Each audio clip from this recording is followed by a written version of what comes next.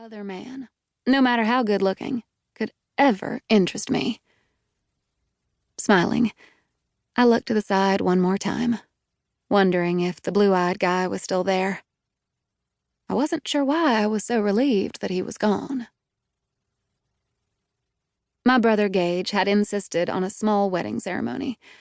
Only a handful of people had been allowed inside the tiny Houston chapel, which had once been used by Spanish settlers in the 1700s. The service had been short and beautiful, the air suffused with a hushed tenderness you could feel down to the soles of your feet. The reception, by contrast, was a circus. It was held at the Travis family mansion in River Oaks, an exclusive Houston community where people told a lot more to their accountants than their ministers. Since Gage was the first of the Travis offspring to get married, my father was going to use the occasion to impress the world. Or at least Texas, which in Dad's view was the part of the world most worth impressing. Like many Texans, my father firmly believed if our state hadn't been annexed back in 1845, we probably would have ended up in charge of North America. So in light of the family reputation, and the fact that the eyes of Texas would be upon us, Dad had hired a renowned wedding planner and given her a 4-word instruction. The checkbook is open. As all creation knew, it was a big checkbook. My father, Churchill Travis, was a famous market wizard, having created an international energy index fund that had nearly doubled in its first decade. The index included oil and gas producers, pipelines, alternative energy sources, and coal, represented by 15 countries. While I was growing up, I never saw much of Dad. He was always in some far-off place like Singapore, New Zealand, or Japan. Often he went to D.C. to have lunch with the Federal Reserve Chairman, or to New York to be a roundtable commentator on some financial show.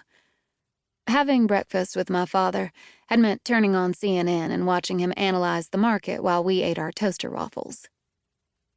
With his full-bodied voice and outsized personality, Dad had always seemed big to me. It was only in my teens that I came to realize he was a physically small man, a bantam who ruled the yard.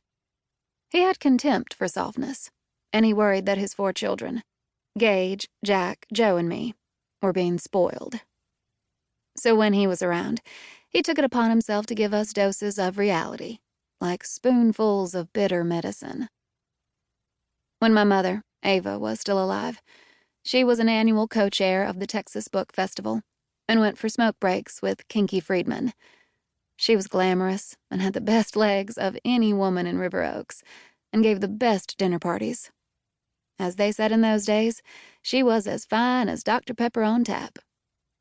After meeting her, men would tell Dad what a lucky bastard he was, and that pleased him to no end.